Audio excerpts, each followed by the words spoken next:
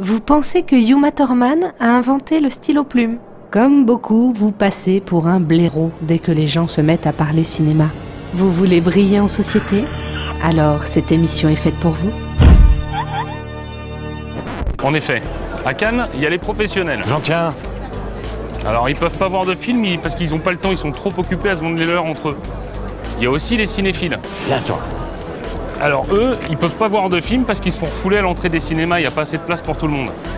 Et puis il y a ceux qui se la pètent. Oh non, je rêve. Alors eux non plus, ils peuvent pas voir de films parce qu'on peut pas se la péter dans le noir. Aujourd'hui mon petit Grégoire. Aujourd'hui, coach, les liaisons dangereuses.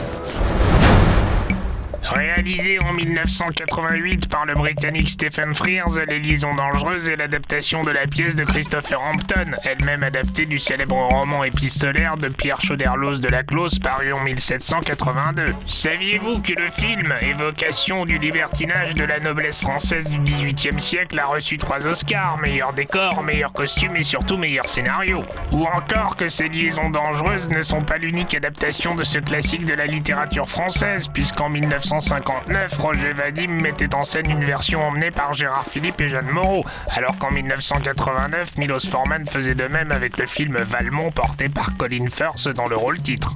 Saviez-vous également que Drew Barrymore, alors âgée de seulement 13 ans, fut très proche de décrocher le rôle de Céline, finalement tenu à l'écran par Uma Thurman, et qu'après Les Liaisons Dangereuses, le réalisateur Stephen Frears a attendu plus de 20 ans pour retrouver son actrice Michelle Pfeiffer avec le film Chérie, ou encore que cette même Michelle Pfeiffer s'est d'abord vue offrir le rôle de la manipulatrice marquise de Merteuil, mais qu'elle insista pour tenir celui de Madame de Tourvel. Bien lui en a pris, elle a ainsi évité de mourir de la petite vérole, funeste destin de la marquise de Merteuil. À Cannes, il y a plein de jolies filles. Elles ont pas l'air franchement intelligentes, hein. L'anecdote qui calme tout le monde, même tes amis les plus calés.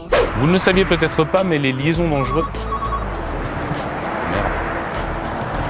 Vas-y, réponds, je sais pas qui c'est.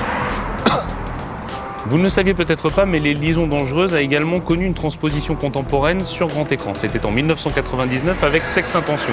D'ailleurs, la réalité a rattrapé la fiction puisque les deux amoureux du film, incarnés par Ryan Phillips et Reese Witherspoon, sont réellement tombés amoureux l'un de l'autre pendant le tournage. Ils ont d'ailleurs formé pendant près de 10 ans l'un des couples les plus célèbres d'Hollywood. Merci qui? Putain, j'entends rien, éloigne. Mais mets-toi à côté.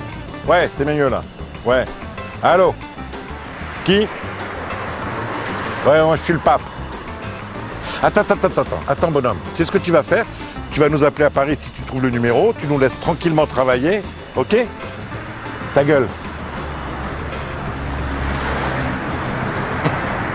Ouais, coach.